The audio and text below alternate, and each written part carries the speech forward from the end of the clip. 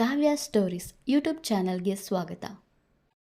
ರಾಧಾಕೃಷ್ಣ ಕಲ್ಯಾಣ ಸಂಚಿಕೆ 9. ಇಷ್ಟು ಮಾಡೋಕ್ಕೆ ಎಷ್ಟು ಕಷ್ಟಪಟ್ಟಿದ್ದೀವಿ, ಇನ್ನು ಮದುವೆನಾ ಎಂದು ಮಹೇಂದ್ರ ವಿಶ್ವನಾಥ್ ಹಿಂದೆ ಓಡಿದರು. ಅಶ್ವಥ್ ಅವರ ಹಿಂದೆಯೇ ಓಡಿ ಬಂದರು. ಅಪ್ಪ, ನನ್ನ ಮಗ ಅವನ ಮಗಳನ್ನು ಮದುವೆ ಆಗೋದು ನನಗೆ ಸ್ವಲ್ಪನೂ ಇಷ್ಟ ಇಲ್ಲ, ಮಹೇಂದ್ರ ಹೇಳಿದರು. ನನಗೂ ಅಷ್ಟೆ, ನನ್ನ ಮಗಳು ಅವನ ಮನೆಗೆ ಸೊಸೆಯಾಗಿ ಹೋಗೋದು ಸ್ವಲ್ಪನೂ ಇಷ್ಟ ಇಲ್ಲ ಎಂದರು ಅಶ್ವಥ್. ಯಾಕೆ? ವಿಶ್ವನಾಥ್ ಕೇಳಿದಾಗ, ನನ್ನ ಮಗಳು ಇವನ ಮನೆಗೆ ಸೊಸೆಯಾಗಿ ಹೋದರೆ ಅವಳು ಖುಷಿಯಾಗಿ ಇರಲ್ಲ. ಈ ಜಿಪುನನ ಮಗನ ಜೊತೆಗೆ ನನ್ನ ಮಗಳಿಗೆ ಮದುವೆ ಮಾಡಿಸೋಕೆ ನನಗೆ ಇಷ್ಟನೂ ಇಲ್ಲ ಎಂದರು ಅಶ್ವಥ್. ನಾನು ಜಿಪುನ ಆದರೆ ಮತ್ತೆ ನೀನೇನು?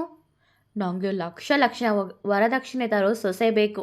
ನೀನು ಯಾವಾಗ ಅಷ್ಟಷ್ಟು ದುಡ್ಡು ಕೊಡೋಕೆ, ಪ್ರತಿಯೊಂದಕ್ಕೂ ಲೆಕ್ಕ ಹಾಕಿ ತಿನ್ನೋನು ನೀನು. ನಿಂಗೆ ಅಷ್ಟೆಲ್ಲ ಕೊಡೋಕೆ ಆಗಲ್ಲ ಬಿಡು ಎಂದರು ಮಹೇಂದ್ರ. ನೋಡಿ, ನೀವೆಷ್ಟು ವರದಕ್ಷಿಣೆ ತಗೊಳ್ತೀರಿ ಅನ್ನೋದು ಮುಖ್ಯ ಅಲ್ಲ, ಮದುವೆ ಆದಮೇಲೆ ಮಕ್ಕಳು ಹೇಗೆ ಇರ್ತಾರೆ ಅನ್ನೋದು ಮುಖ್ಯ. ಮಕ್ಕಳಿಬ್ಬರೂ ಒಪ್ಪಿದ್ದಾರೆ ಅಂದಮೇಲೆ ನಿಮ್ಮದೇನು? ನಾನು ಮೊದಲೇ ಹೇಳಿದ್ದೆ, ರಾಧಾಕೃಷ್ಣ ಮದುವೆ ಆದರೆ ಮಾತ್ರ ನಿಮಗೆ ಆಸ್ತಿ ಸಿಗುತ್ತೆ ಅಂತ. ಈಗ ನೀವು ಅವರಿಬ್ಬರ ಮದುವೆ ಮಾಡಿಸೋಕೆ ಒಪ್ಪಿಕೊಳ್ತಾ ಇಲ್ಲ ಅಂದಮೇಲೆ ನಾನು ಯಾಕೆ ನಿಮಗೆ ಆಸ್ತಿನ ಕೊಡಬೇಕು? ನಿಮಗೆ ಹೇಗೆ ಬೇಕೋ ಹಾಗೆ ಮಾಡ್ಕೊಳ್ಳಿ. ನಿಮ್ಮ ಮಕ್ಕಳು ನಿಮ್ಮ ಇಷ್ಟ. ನಾನು ಮೊದಲು ಯೋಚಿಸಿದಂತೆ ಆಸ್ತಿನ ಅನಾಥ ಮಕ್ಕಳಿಗೆ ಬರೆದು ಕೊಡ್ತೀನಿ ಎಂದ ವಿಶ್ವನಾಥ್ ತಮ್ಮ ಕಾರು ಹತ್ತಿ ಅಲ್ಲಿಂದ ಹೋದರು. ಮುಖಾಮುಖ ನೋಡಿಕೊಂಡರು ಅಶ್ವಥ್ ಹಾಗೂ ಮಹೇಂದ್ರ. ನಾನಂತೂ ನನ್ನ ಮಗಳನ್ನು ನಿನ್ನ ಮಗನ ಜೊತೆಗೆ ಮದುವೆ ಮಾಡಿಸೋಕೆ ಒಪ್ಪಲ್ಲ. ಅವಳು ಮದುವೆ ಆಗಬೇಕಾಗಿರೋದು ಕೌಶಲ್ನ. ಇಲ್ಲಿಯವರೆಗೂ ಹೇಗೋ ಅವರನ್ನು ಒಪ್ಪಿಸಿ ಬಂದೆ, ಆದರೆ ಇನ್ನೂ ಮುಂದುವರಿಸಲು ನನ್ನಿಂದ ಸಾಧ್ಯ ಇಲ್ಲ ಎಂದು ಅಶ್ವಥ್ ರಾಧಾಕೃಷ್ಣ ಇದ್ದ ಜಾಗಕ್ಕೆ ಹೊರಟರು. ಇಲ್ಲಿಯವರೆಗೆ ಏನೇನೋ ನಾಟಕ ಮಾಡಿದ್ವಿ, ಆದರೆ ಇನ್ನು ಮುಂದುವರಿಸಲು ನನಗೂ ಆಗೋದಿಲ್ಲ. ಈ ನನ್ನ ಶತ್ರು ಅಶ್ವಥ್ ಮಗಳು ನನ್ನ ಮನೆಗೆ ಸೊಸೆ ಹಾಕಿ ಬರೋದು ನನಗೆ ಇಷ್ಟನೂ ಇಲ್ಲ. ಈ ಆಸ್ತಿ ವಿಚಾರ ಇಲ್ಲೇ ಕೈಬಿಡೋದು ಒಳ್ಳೆಯದು ಎನ್ನುತ್ತಾ ಅವರು ಕೃಷ್ಣ ಇದ್ದ ಜಾಗಕ್ಕೆ ಹೊರಟರು. ಲೇ, ಈ ರೋಸು ನಿನಗಲ್ಲ, ಕನಸಲ್ಲೂ ಯೋಚನೆ ಮಾಡಬೇಡ. ಈಗ ನನಗೆ ಸ್ವಲ್ಪ ಕೆಲಸ ಇದೆ, ನಾನು ಹೋಗ್ತೀನಿ. ಅವ್ರು ಹೋದರು ಅನಿಸುತ್ತೆ. ತಾತ ನಮ್ಮನ ಜೊತೆಗೆ ನೋಡಿದ್ರಲ್ಲ, ಇನ್ನೂ ಆಸ್ತಿ ಕೊಡುವರು. ನೀನೇನೋ ನಿನ್ನ ಹುಡುಗನ ಜೊತೆಗೆ ಸೆಟಲ್ ಆಗ್ತೀಯ. ನಾನು ನನಗೆ ಏನಾದರೂ ಮಾಡ್ಕೊಳ್ಬೇಕಲ್ವಾ, ಅದಕ್ಕೆ ಹೋಗ್ತೀನಿ ಎಂದ ಕೃಷ್ಣ ಅಲ್ಲಿಂದ ಹೊರಟೇ ಬಿಟ್ಟ. ರಾಧಾ, ಬಾ ಮನೆಗೆ ಹೋಗೋಣ, ಅಶ್ವಥ್ ಅವಳ ಬಳಿ ಬಂದು ಹೇಳಿದ್ದರು. ಕೃಷ್ಣ ಎಲ್ಲಿ? ಮಹೇಂದ್ರ ಬಂದು ಕೇಳಿದಾಗ, ಅವನು ಏನೇನೋ ಹೇಳ್ಕೊಂಡು ಹೋದ ಎಂದಳು ರಾಧಾ. ಎಲ್ಲಿಗೆ ಹೋದ? ಮಹೇಂದ್ರ ಕೇಳಿದಾಗ, ಗೊತ್ತಿಲ್ಲ ಎಂದಳು ರಾಧಾ. ನಿನ್ನ ಮಗ ಎಲ್ಲಿ ಅಂತ ನೀನೇ ಹುಡುಕೋ ಎಂದ ಅಶ್ವಥ್ ರಾಧಾಳನ್ನು ಕರೆದುಕೊಂಡು ಅಲ್ಲಿಂದ ಹೊರಟೇ ಬಿಟ್ಟರು. ಮಾತೆತ್ತಿದ್ರೆ ಜಗಳ ಮಾಡೋಕೆ ಬರ್ತಾನೆ, ಇವನ ಜೊತೆಗೆ ಸಂಬಂಧ ಬೆಳೆಸೋದ ಛೀ ಎನ್ನುತ್ತಾ ಕೃಷ್ಣಗೆ ಕರೆ ಮಾಡಿದ್ದರು ಮಹೇಂದ್ರ. ಒಂದು ಇಂಪಾರ್ಟೆಂಟ್ ಕೆಲಸ ಇದೆ, ಬೇಗ ಬರ್ತೀನಿ ಮನೆಗೆ ಎಂದ ಕೃಷ್ಣ ಕರೆ ತುಂಡರಿಸಿದ್ದ. ಇವನಿಗೆ ಅದ್ಯಾವ ಇಂಪಾರ್ಟೆಂಟ್ ಕೆಲಸ ಇದೆ? ಎಲ್ಲಿಗೆ ಹೋಗಿರಬಹುದು ಇವನು? ಬೈಕ್ ತೆಗೆಸಿಕೊಟ್ಟಿದ್ದೇ ತಪ್ಪಾಯ್ತೇನೋ. ನನ್ನ ಬೆದರಿಸಿ ಇವನಿಗೆ ಬೇಕಾದದ್ದನ್ನು ಪಡ್ಕೊಳ್ತಾ ಇದ್ದಾನೆ. ಕೊಡಗುತ್ತಾ ಮಂಟಪದ ಕಡೆಗೆ ಹೊರಟರು ಮಹೇಂದ್ರ. ರೀ, ದೇವಸ್ಥಾನದಲ್ಲಿ ಅಕ್ಕ ಸಿಕ್ಕಿದ್ರು. ನಿಮ್ಮ ಅಣ್ಣ ಮತ್ತು ಭಾವ ಮಾವನ ಆಸ್ತಿ ಪಡೆಯೋಕೆ ಏನೋ ಮಾಡ್ತಾ ಇದ್ದಾರಂತೆ ರೀ, ನಮಿತಾ ಮೋಹನ್ ಮುಂದೆ ಹೇಳಿದಾಗ, ಹೌದಾ, ಏನು ಮಾಡ್ತಾ ಇದ್ದಾರಂತೆ ಕೇಳಿದ್ದರು ಮೋಹನ್. ನಮ್ಮ ರಾಧಾಕೃಷ್ಣಗೆ ಮದುವೆ ಮಾಡಿಸಿದ್ರೆ ಮಾವ ಆಸ್ತಿನ ಇಬ್ಬರಿಗೂ ಕೊಡ್ತೀನಿ ಅಂತ ಹೇಳಿದ್ದಾರಂತೆ. ಅದಕ್ಕೆ ಏನೋ ಕಾಂಟ್ರಾಕ್ಟ್ ಲವ್ ಅಂತ ಹೇಳ್ತಾ ಇದ್ರು, ನಮಿತಾ ಹೇಳಿದಾಗ, ಹೋ, ಅದಕ್ಕೆ ಈಗ ಇಬ್ಬರು ನೋಡೋಕೆ ಇಲ್ಲ. ಆದರೆ ಆ ರಾಧಾಗೆ ಈಗಾಗಲೇ ಶ್ರೀಮಂತರ ಹುಡುಗನ ಜೊತೆಗೆ ಮದುವೆ ಫಿಕ್ಸ್ ಆಗಿದೆ ಅಲ್ಲ, ಮತ್ತೆ ಇವನ ಜೊತೆಗೆ ಕಾಂಟ್ರಾಕ್ಟ್ ಲವ್ವ. ಈ ಮಹೇಂದ್ರ ಅಣ್ಣನ ಸೊಸೆಯಾಗಿ ಬರೋಳು ಕೋಟಿನ ಮನೆಗೆ ತರಬೇಕು ಅಂತ ಇದ್ದ. ಆದರೆ ಈಗ ಇವರೇ ಪ್ರೀತಿ ಗೀತಿ ಅಂತ ಮಕ್ಕಳ ಜೊತೆಗೆ ಮಕ್ಕಳಾಟ ಆಡ್ತಾ ಇದ್ದಾರಲ್ಲ. ಛೇ, ಆಸ್ತಿಗೋಸ್ಕರ ಏನೆಲ್ಲ ಮಾಡೋಕ್ಕೆ ಹೋಗ್ತಾ ಇದ್ದಾರೆ. ಅವರೇನೇ ಮಾಡಲಿ, ಆದರೆ ನನ್ನ ಬಿಟ್ಟು ಎಲ್ಲ ಮಾಡ್ತಾ ಇದ್ದಾರೆ ಸ್ವಾರ್ಥಿಗಳು. ಮೋಹನ್ ಬೈದಾಗ, ರೀ, ನಾನು ನಿಮ್ಮ ಹತ್ರ ಹೇಳಿದ್ದು ಅವರಿಬ್ಬರು ತಪ್ಪು ಕೆಲಸ ಮಾಡ್ತಾ ಇದ್ದಾರೆ ಅಂತ. ನೀವು ನಿಮ್ಮನ್ನು ಬಿಟ್ಟು ಆ ಕೆಲಸ ಮಾಡ್ತಾ ಇದ್ದಾರೆ ಅಂತ ಹೇಳ್ತಾ ಇದ್ದೀರಲ್ರಿ, ಏನು ಹೇಳೋದು ನಿಮಗೆ? ನಮಿತಾ ಹೇಳಿದ್ದರು. ನಮ್ಮಿ, ನೀನು ನನಗೆ ವಿಷಯ ಹೇಳಿ ಒಳ್ಳೆ ಕೆಲಸ ಮಾಡಿದೆ. ಹಾಗಂತ ನಿನ್ನನ್ನು ನಾನೇನು ತಲೆಯ ಮೇಲೆ ಕೂರಿಸಿ ಮೆರೆಸಲ್ಲ. ಸುಮ್ಮನೆ ಹೋಗಿ ಕೆಲಸ ನೋಡು. ಚಂದ್ರಮೋಹನ್ ಅವರ ಶಾಪ್ನಿಂದ ಹೊರಗಡೆ ಬಂದರು. ಮಹೇಂದ್ರ ಹಾಗೂ ಅಶ್ವಥ್ ಬರುವಿಕೆಗಾಗಿ ಕಾಯತೊಡಗಿದ್ದರು. ಪಾರ್ಕಿನಿಂದ ನೇರವಾಗಿ ಆಫೀಸಿಗೆ ಬಂದಿದ್ದ ಕೃಷ್ಣ ವಂದನಾ ಬಳಿ ಬಂದು, ಹೇ ವಂದನಾ, ಊಟ ಆಯ್ತಾ ಕೇಳಿದ್ದ. ಇಲ್ಲ, ನೀನೇನು ಫುಲ್ಲು ಮಿಂಚಿಂಗು, ರಜಾ ಹಾಕಿದ್ದೆ ಆಫೀಸ್ಗೆ, ಈಗೇನು ದಿಢೀರಂತ ಪ್ರತ್ಯಕ್ಷ ಆಗಿದ್ದೀಯಾ? ಯಾವುದಾದ್ರೂ ಮದುವೆಗೆ ಹೋಗಿದ್ಯಾ? ತುಂಬ ಸ್ಟೈಲಾಗಿ ಹೊರಟು ಬಂದಿದ್ಯಾ? ವಂದನಾ ಕೇಳಿದಾಗ, ಇಲ್ಲಪ್ಪ, ಸ್ವಲ್ಪ ಕೆಲಸ ಇತ್ತು, ಅದಕ್ಕೆ ಹೋಗಿದ್ದೆ. ಈಗ ಆ ಕೆಲಸ ಮುಗೀತು, ಅದಕ್ಕೆ ಬಂದೆ. ಊಟ ಆಗಿಲ್ಲ ಅಂದರೆ ನಾವಿಬ್ಬರು ಎಲ್ಲಾದರೂ ಲಂಚ್ಗೆ ಹೋಗೋಣವಾ? ಕೃಷ್ಣ ಕೇಳಿದಾಗ, ಲಂಚ? ನಾನು ನಿನ್ನ ಜೊತೆಗೆ ಬರಲ್ಲಪ್ಪ. ಈ ವಿಷಯ ಏನಾದರೂ ನಿಮ್ಮಪ್ಪನಿಗೆ ಗೊತ್ತಾದರೆ ಅಷ್ಟೇ, ಆಮೇಲೆ ನನ್ನ ಜನ್ಮ ಜಾಲಾಡ್ತಾರೆ. ವಂದನಾ ಹೇಳಿದಾಗ, ಇಲ್ಲ, ಅವರೇನೂ ಮಾಡಲ್ಲ. ಹೊಸ ಬೈಕ್ ತೆಗೆದುಕೊಟ್ಟಿದ್ದಾರೆ. ಇಲ್ಲಿ ನೀನೇ ನನ್ನ ಬೆಸ್ಟ್ ಫ್ರೆಂಡ್ ಅಲ್ವಾ, ಅದಕ್ಕೆ ನಿನ್ನ ಬೈಕ್ನಲ್ಲಿ ರೌಂಡ್ ಓಡಿಸೋಣ ಅಂತ. ಕೃಷ್ಣ ರಾಗ ಎಳೆದಾಗ ತುಸು ಯೋಚಿಸಿದವಳು, ಸರಿ ಹೋಗೋಣ ಎಂದಳು ವಂದನಾ. ಇಬ್ಬರು ಬೈಕ್ನಲ್ಲಿ ಹೋಟೆಲಿಗೆ ಹೊರಟರು. ರೀ, ನೀವು ನಿಜವಾಗ್ಲೂ ರಾಧಾಕೃಷ್ಣ ಜೊತೆಗೆ ಇರೋದನ್ನು ನೋಡಿದ್ರಾ?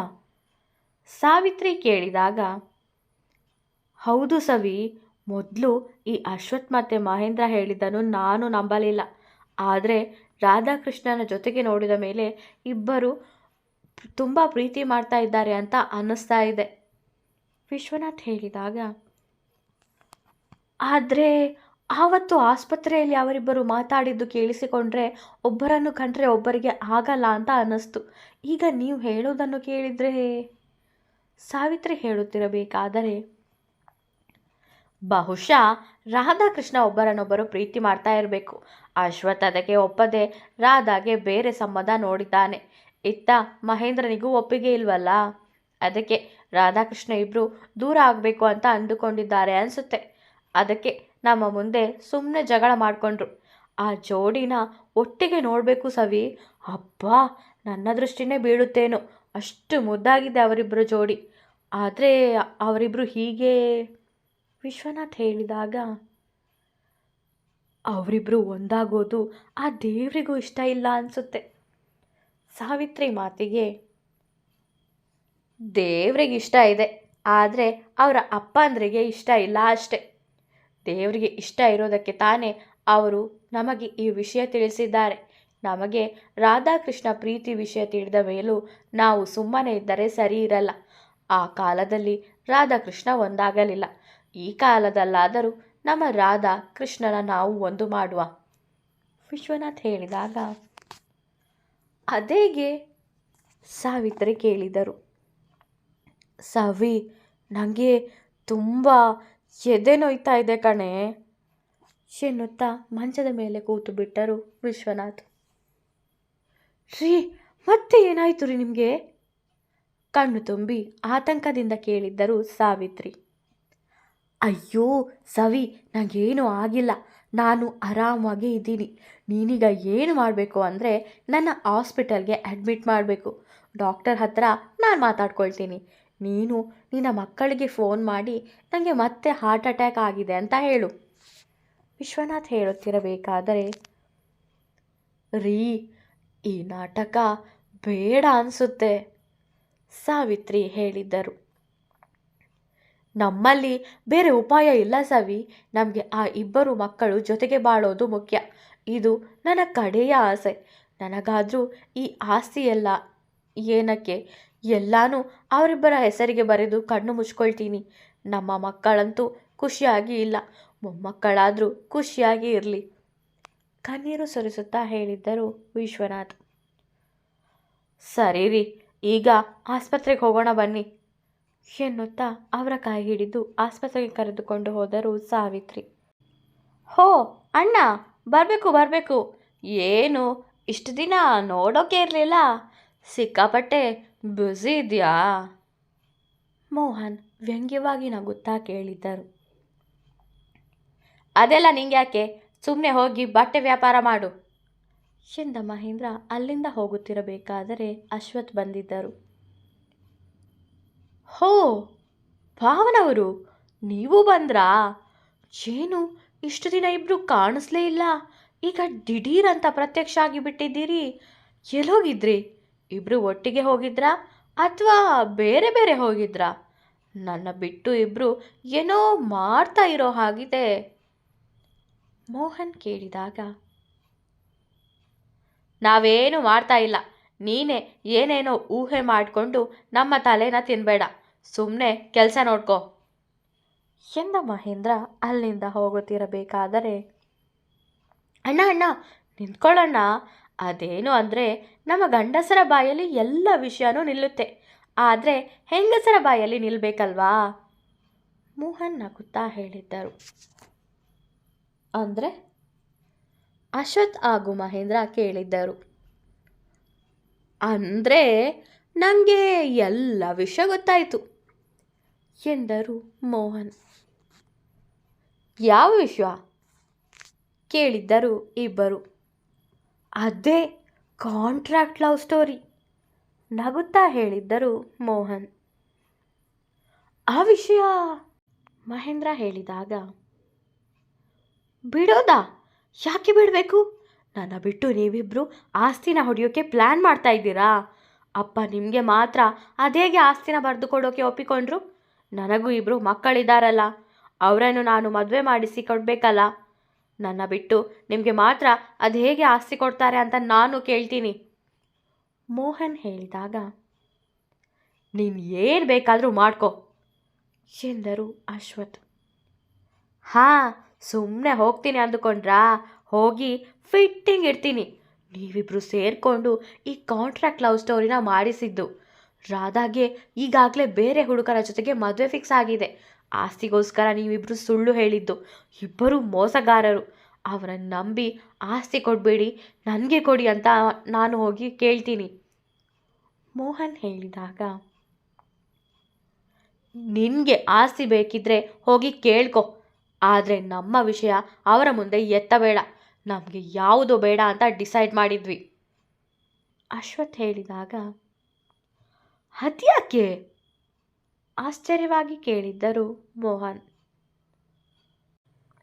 ರಾಧಾಕೃಷ್ಣಗೆ ಮದುವೆ ಆದ್ರೇ ಆಸ್ತಿ ಕೊಡೋದಂತೆ, ಇಲ್ಲ ಅಂದರೆ ಕೊಡಲ್ವಂತೆ. ನನಗೆ ಈ ಮಹೇಂದ್ರನ ಕಂಡ್ರೆ ಆಗಲ್ಲ. ಇನ್ನು ನನ್ನ ಮಗಳನ್ನು ಇವನ ಮನೆಗೆ ಕಳಿಸ್ತೀನ ಅಶ್ವಥ್ ಹೇಳಿದ್ದರು. ನನಗೂ ಅಷ್ಟೇ, ಅವನನ್ನು ಕಂಡ್ರೆ ಆಗಲ್ಲ. ಇನ್ನು ಅವಳನ್ನು ಮದುವೆ ಮಾಡಿಸಿ ನನ್ನ ಮನೆಗೆ ಕರ್ಕೊಂಡು ಬರ್ತೀನ? ಸಾಧ್ಯನೇ ಇಲ್ಲ ಎಂದರು ಮಹೇಂದ್ರ. ಅದಕ್ಕೆ ಮೋಹನ್ ಕೇಳಿದಾಗ, ಆಸ್ತಿ ವಿಷಯನೇ ಬೇಡ ಅಂತ ಅಂದುಕೊಂಡಿದ್ದೀವಿ. ಹೇಗಿದ್ರೂ ರಾಧಾ ಕೌಶಲ್ಯ ಮದುವೆ ಆಗಿ ಫಾರಿನ್ಗೆ ಹೋಗ್ತಾಳೆ ಅಶ್ವಥ್ ಹೇಳಿದ್ದರು.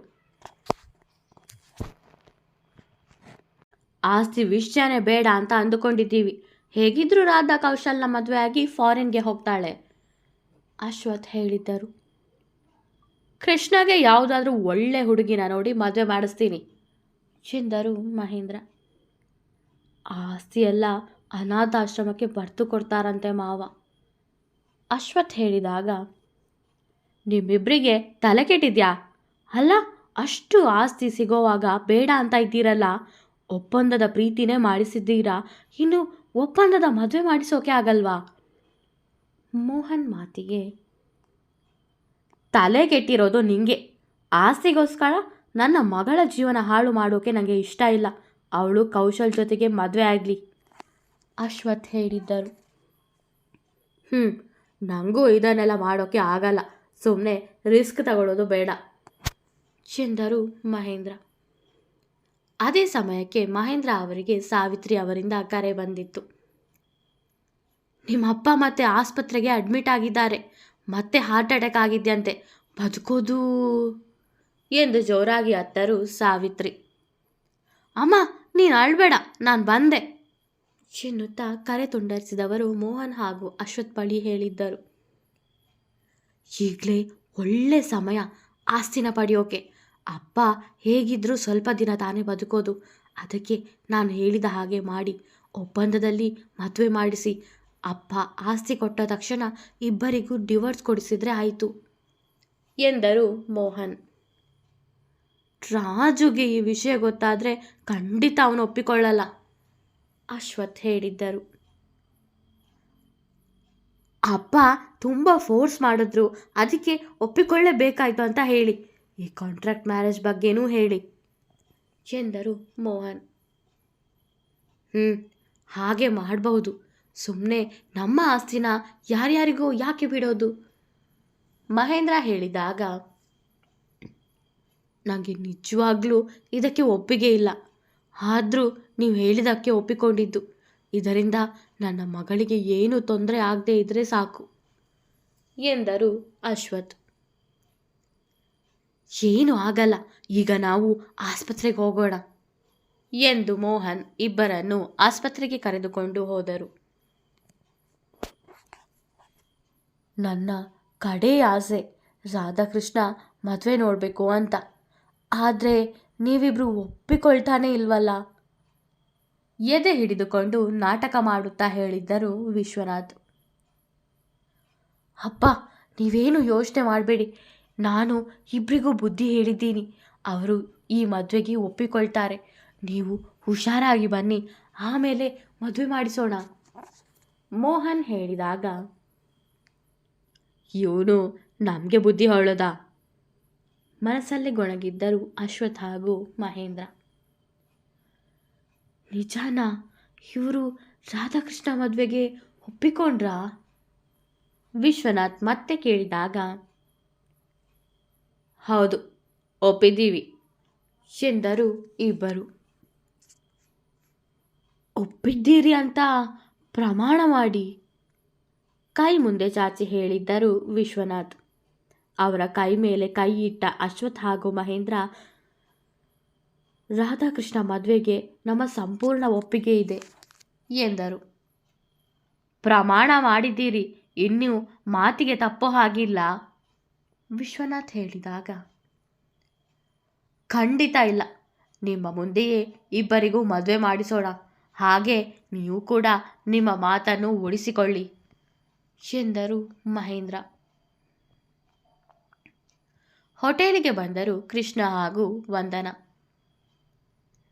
ನಿಂಗೇನು ಬೇಕೋ ಆರ್ಡರ್ ಮಾಡ್ಕೋ ಎಂದ ಕೃಷ್ಣ.